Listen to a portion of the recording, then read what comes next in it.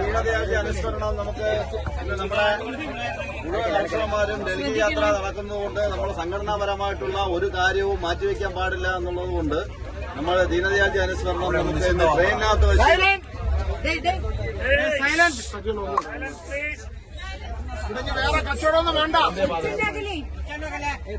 എല്ലാവർക്കും നമസ്കാരം.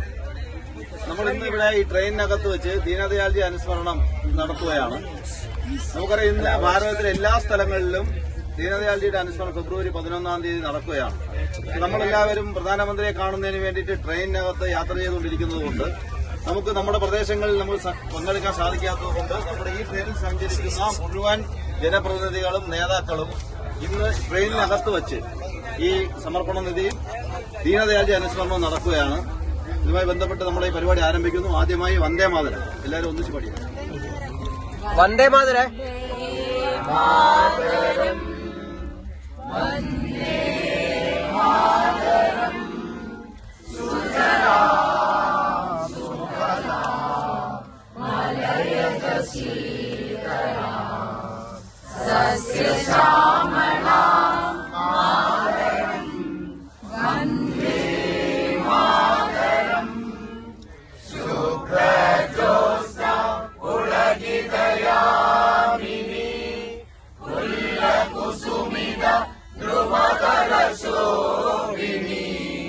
സുഹാസിനി സുമധുരഭാഷിണി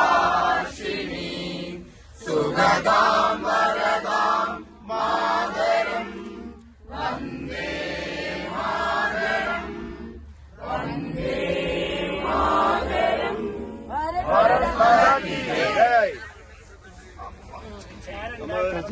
നമ്മുടെ അനുസ്മരണ പരിപാടി ആരംഭിക്കുകയാണ്. അപ്പൊ ഇതിനകത്ത് മറ്റൊരു പ്രധാനപ്പെട്ട കാര്യം, നമ്മളെല്ലാവരും ദീനദയാൽജി അനുസ്മരണം എല്ലാ വർഷവും നമ്മൾ ഇത്തരത്തിൽ നമ്മൾ നടത്താറുണ്ട്. പക്ഷേ ഇത്തവണ മറ്റൊരു പ്രത്യേകത, ദീനദയാൽജി അദ്ദേഹത്തിന്റെ അവസാനം അദ്ദേഹം മരിച്ചു കിടന്നത് ഈ പോകുന്ന അടുത്ത 2-3 സ്റ്റേഷൻ കഴിയുമ്പോഴാണ് മുഗൾ സാറായി റെയിൽവേ സ്റ്റേഷൻ. അപ്പൊ അവിടെ എത്തിയിരിക്കുകയാണ്. ഏകദേശം നമ്മൾ അത് എത്താറായിരിക്കുകയാണ്. അപ്പൊ അതൊരു വലിയൊരു കാര്യമാണ്. നമ്മളെ സംബന്ധിച്ചിടത്തോളം വൈകാരികമായിട്ടുള്ള ഒരു നിമിഷമാണിത്. അപ്പൊ നമ്മളെ സംബന്ധിച്ച് ഈ ദീനദയാൽജി അനുസ്മരണം നടത്തുന്നതിന് വേണ്ടിയിട്ട് നമ്മുടെ പ്രഭാരിയും സംസ്ഥാന വൈസ് പ്രസിഡന്റുമായിട്ടുള്ള ശ്രീ കെ സോമൻ അവറുകളെ ക്ഷണിക്കുന്നു.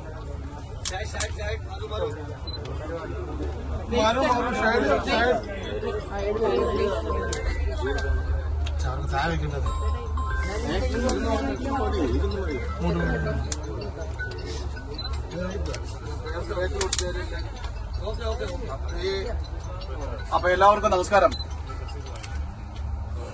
ഇന്ന് ദീനദയാൽജിയുടെ സ്മൃതി ദിനമാണ് എന്നുള്ളത് എല്ലാവർക്കും അറിയാം. ദീനദയാൽജി നമ്മളെ സംബന്ധിച്ചിടത്തോളം രാജ്യത്തെ ദേശീയ പ്രസ്ഥാനത്തിന്റെ പ്രവർത്തകന്മാർക്കെല്ലാം പ്രവർത്തനത്തിനുള്ള ഒരു പ്രത്യാശാസ്ത്ര പ്രതിബദ്ധത സൃഷ്ടിക്കാൻ വലിയ പരിശ്രമം നടത്തിയിട്ടുള്ള ഒരു നേതാവാണ്. ദേശീയ തലത്തിൽ സ്വതന്ത്ര ഭാരതത്തിൽ കോൺഗ്രസിന് ബദലായി ഒരു രാഷ്ട്രീയ പ്രസ്ഥാനത്തിന്റെ രൂപത്തെ സംബന്ധിച്ച് രാജ്യത്തെ ആദ്യത്തെ ജനാധിപത്യ സർക്കാരിൽ നെഹ്റു മന്ത്രിസഭയിൽ വ്യവസായ വകുപ്പിന്റെ ചുമതല വഹിച്ചിരുന്ന പണ്ഡിറ്റ് ഡോക്ടർ ശ്യാമപ്രസാദ് മുഖർജി ചിന്തിച്ച സന്ദർഭത്തിൽ അദ്ദേഹത്തോടൊപ്പം ചേർന്ന് കോൺഗ്രസിന് ബദലായി ദേശീയതയ്ക്ക് പ്രാധാന്യം നൽകുന്ന ഒരു രാഷ്ട്രീയ പ്രസ്ഥാനം എന്ന നിലയിൽ ഭാരതീയ ജനസംഘം രൂപീകരിക്കുമ്പോൾ അതിന്റെ സ്ഥാപക നേതാക്കന്മാരിൽ ഒരാളായിരുന്നു പണ്ഡിറ്റ് ദീനദയാൽ ഉപാധ്യായജി. ജനസംഘത്തിന്റെ പ്രവർത്തനം രാജ്യത്ത് വളരെ വേഗത്തിൽ കരുത്താർജിക്കുകയും തെരഞ്ഞെടുപ്പിൽ വലിയ വിജയം കൈവരിച്ചുകൊണ്ട് മുന്നോട്ട് പോവുകയും ചെയ്യുന്ന ഒരു സാഹചര്യമുണ്ടായ സന്ദർഭമുണ്ട്. ഞാൻ ആ ചരിത്രമാകെ ഇവിടെ പറയണമെന്ന് ആഗ്രഹിക്കുന്നില്ല. ജനസംഘത്തിന്റെ പടിപടിയായ വളർച്ചയ്ക്ക് വളരെ നിസ്തുലമായിട്ടുള്ള പങ്കുവഹിച്ച മഹാനായ രാഷ്ട്രീയ നേതാവാണ് പണ്ഡിറ്റ് ദീനദയാൽ ഉപാധ്യായ. ഒരു പ്രസ്ഥാനത്തിന്റെ പ്രവർത്തനത്തിന്റെ പ്രേരണ, ആ പ്രസ്ഥാനത്തിന്റെ ആശയമാണ്, പ്രത്യയശാസ്ത്രമാണ്. ഭാരതീയ ജനസംഘത്തിന്റെയും പിൽക്കാലത്ത് ഭാരതീയ ജനതാ പാർട്ടിയായി പരിവർത്തനം ചെയ്യപ്പെട്ട രാഷ്ട്രീയ പാർട്ടിയുടെയും പ്രത്യയശാസ്ത്രം ദീനദയാൽജി രൂപപ്പെടുത്തിയതാണ്. തന്റെ സഹപ്രവർത്തകന്മാരോടൊപ്പം ചേർന്ന് ദീർഘനാളായി നടത്തിയ ആശയവിനിമയത്തിന്റെ പിൻബലത്തിൽ ദേശീയതയ്ക്ക് ഊന്നൽ നൽകുന്ന, ഭാരതത്തിന്റെ സാംസ്കാരിക പൈതൃകത്തിലും പാരമ്പര്യത്തിലുമൊക്കെ അഭിമാനിക്കുന്ന ഒരു പ്രത്യയശാസ്ത്രം എന്ന നിലയിൽ നമുക്ക് പ്രവർത്തിക്കാനുള്ള പ്രേരണ നൽകുന്ന ഏകാത്മ മാനവ ദർശനം എന്ന മഹത്തായ ആശയത്തെ രൂപപ്പെടുത്തി രാജ്യത്ത് അവതരിപ്പിച്ചത് പണ്ഡിറ്റ് ദീനദയാൽ ഉപാധ്യായാണ്. ഏകാത്മ മാനവ ദർശനം മാനവരാശിക്ക് മാർഗദർശനമായിട്ടുള്ള ഒരു സിദ്ധാന്തമാണ്. ആ ദർശനത്തിന്റെ മഹത്വം അറിഞ്ഞാൽ മനുഷ്യന്റെ മനസ്സ് പരിവർത്തനം ചെയ്യപ്പെടും. സ്വാർത്ഥത വെടിഞ്ഞ് സംഘടനാ പ്രവർത്തനത്തിനു വേണ്ടി സാമൂഹ്യ പ്രതിബദ്ധതയോടെ പ്രവർത്തിക്കാനുള്ള പ്രേരണയാണ് ഏകാത്മ മാനവ ദർശനത്തിന്റെ ഉള്ളറകളിലേക്ക് കടന്നു ചെന്നാൽ നമുക്ക് കിട്ടുന്ന പ്രേരണ അതാണ്. മനുഷ്യ സമൂഹം സ്വാർത്ഥരാണ്. തന്റെ ഇഷ്ടങ്ങളും തന്റെ വളർച്ചയ്ക്കും വേണ്ടി പരിശ്രമിക്കുമ്പോൾ സാമൂഹ്യ പ്രതിബദ്ധത നഷ്ടപ്പെടുന്ന മാനവരാശിയെ മാറി ചിന്തിക്കാൻ ഏകാത്മ മാനവ ദർശനം പ്രേരിപ്പിക്കുകയാണ്. ഒരു മനുഷ്യന്റെ സമഗ്രമായിട്ടുള്ള വിലയിരുത്തൽ,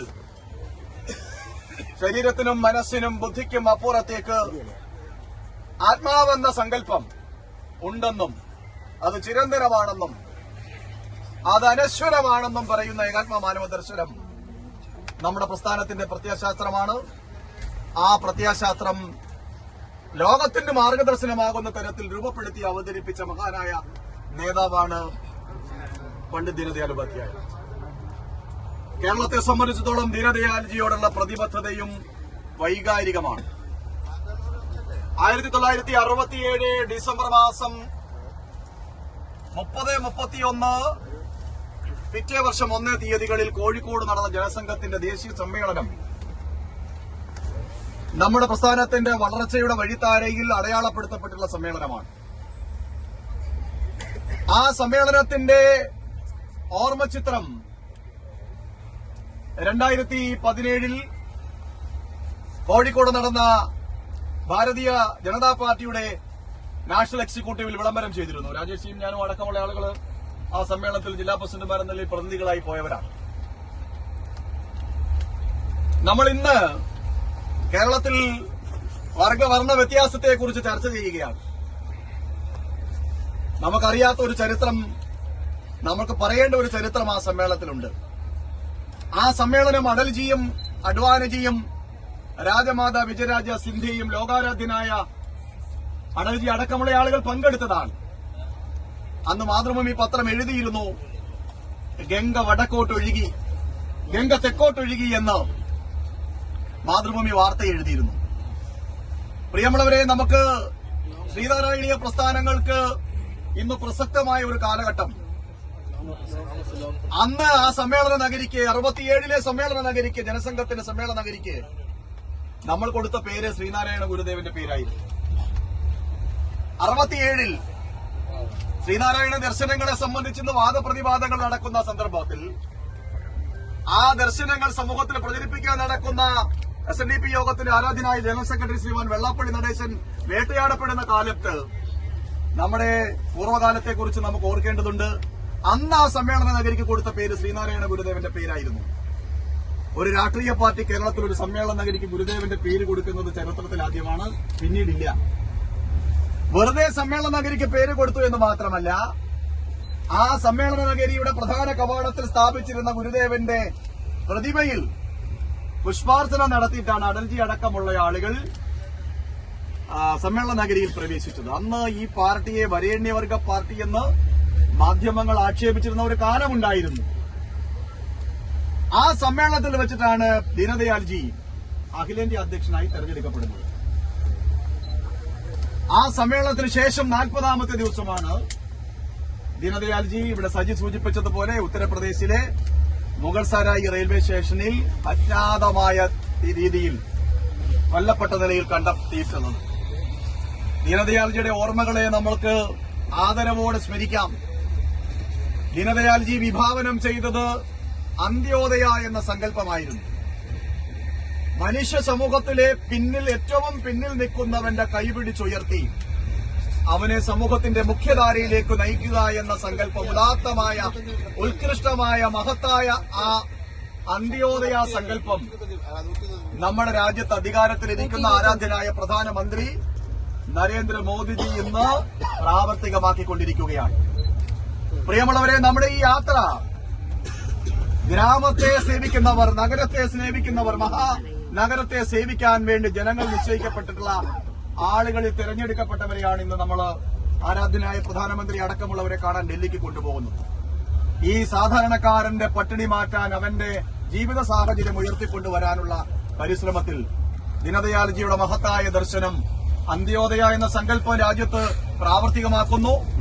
ഉത്കൃഷ്ടമായ ഉദാത്തമായ മാനവരാശിയുടെ സാർവത്രികമായിട്ടുള്ള പുരോഗതിക്ക് വേണ്ടി ദീനദയാൽജി നമുക്ക് മുമ്പാകെ അവതരിപ്പിച്ച ഏകാത്മ മാനവ ദർശനം എന്ന മഹത്തായ ആശയത്തെ ജീവിതത്തിലും പ്രവർത്തനത്തിലും സ്വീകരിച്ചുകൊണ്ട് അതിന്റെ പ്രേരണയിൽ ഉറവ് പറ്റാത്ത പ്രവർത്തനത്തിന് നമുക്ക് മുന്നോട്ട് പോകാനുള്ള ഒരു പ്രത്യാശാസ്ത്ര പ്രതിബദ്ധതയോടെ ദീനദയാൽജിയുടെ സ്മരണകളെ നമ്മൾ ഓർത്തെടുത്ത് അയവിറക്കി ആത്മാർത്ഥതയോടെ വിനയത്തോടെ ദീനദയാൽജിയുടെ ഓർമ്മകൾക്ക് മുമ്പിൽ ശ്രദ്ധാഞ്ജലികൾ അർപ്പിച്ചുകൊണ്ട് നമുക്ക് അദ്ദേഹത്തിന്റെ ചിത്രത്തിന് മുമ്പിൽ പുഷ്പാർച്ചന നടത്തി ഈ ആശയ പ്രതിബദ്ധത ഈ സന്ദർഭത്തിൽ പ്രകടിപ്പിക്കാം.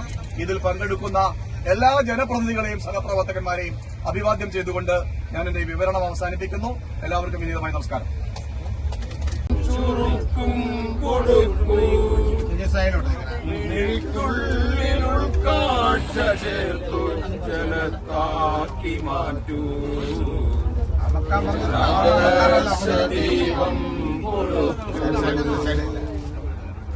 അഹങ്കാര ബീജം വരട്ടു സ്വയം കൊടുക്കൂ അതിൽ സ്ഫുരിക്കും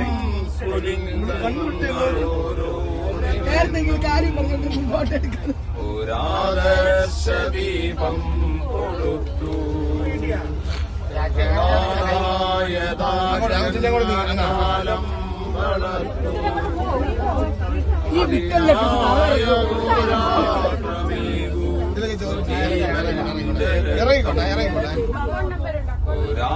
ഒരാദർശദീപം കൊടുത്തു.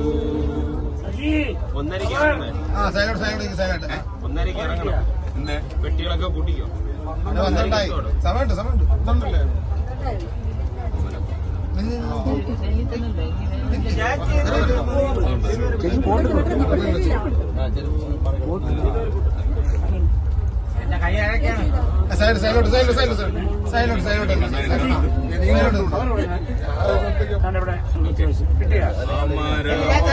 അമരവന്റെ രാഷ്ട്രം വിശ്വവിശ്രുതി നേടണം. നിഖില വൈഭവ പൂർണ്ണമാവണമെവിടെയും ജനജീവിതം. അമരവന്റെ രാഷ്ട്രം വിശ്വവിശ്രുതി നേടണം. നിഖില വൈഭവ പൂർണ്ണമാവണം എവിടെയും ജനജീവിതം.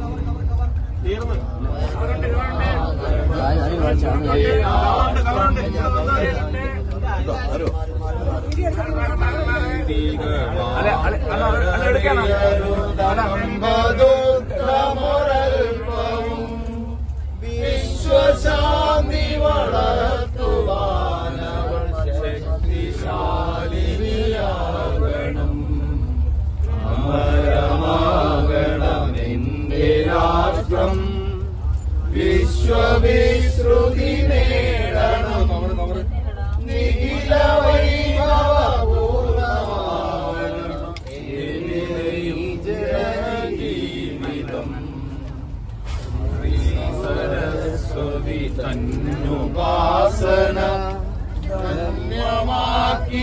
ഭൂമിയിൽ യഥാതിമിരം കടന്നു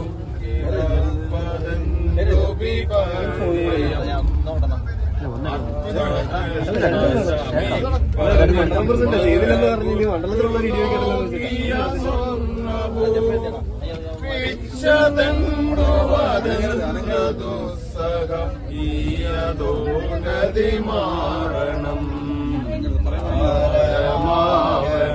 എന്റെ രാഷ്ട്രം വിശ്വവിശ്രുതി നേടണം നിഖില വൈഭവപൂർണമാകണം എവിടെയും ജനജീവിതം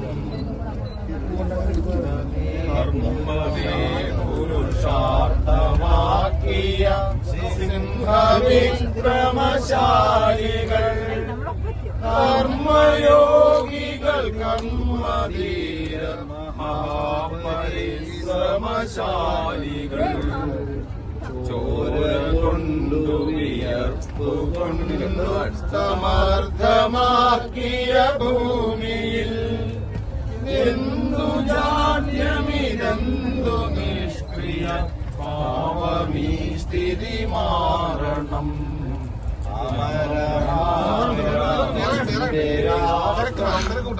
വിശ്വവിശ്രുതി നേടണം നിഖില വൈഭവപൂർണമാകണം എവിടെയും ജനജീവിതം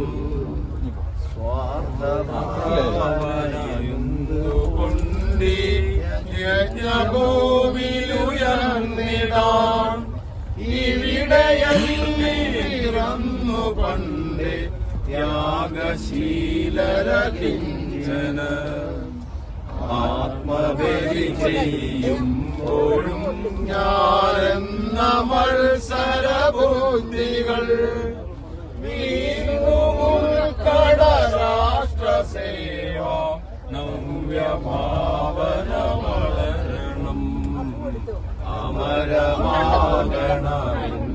രാഷ്ട്രം വിശ്വവിശ്രുതി നേടണം നിഖില വൈഭവപൂർണമാകണം എവിടെയും ജനജീവിതം.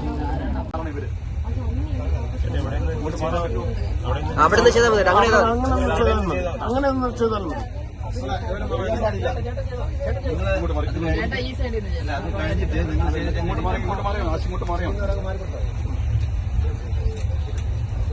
ഫോട്ടോ കാണണം. बोलो भारत माता की जय, भारत माता की जय, पंडित दीनदयाल जी की जय, भारत माता की जय. സർ एक बार और थोड़ा റിപ്പീറ്റ് ഒന്നും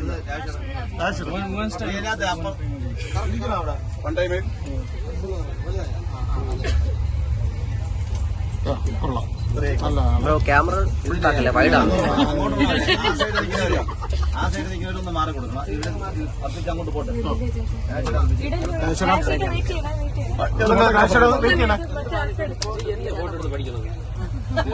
നിങ്ങളെല്ലാത്തിലും കൈ വേണ്ടേ? എവിടെ എവിടെ കൊണ്ടുപോകണം? അറിയാവുന്ന പണി ചെയ്യില്ല. ഇതിന് വൈഡൻ ലൈൻസ് എല്ലാം ഉണ്ട്. भारत माता की जय, भारत माता की जय, पंडित दीनदयाल जी की जय, पंडित दीनदयाल जी की जय, भारत माता की जय.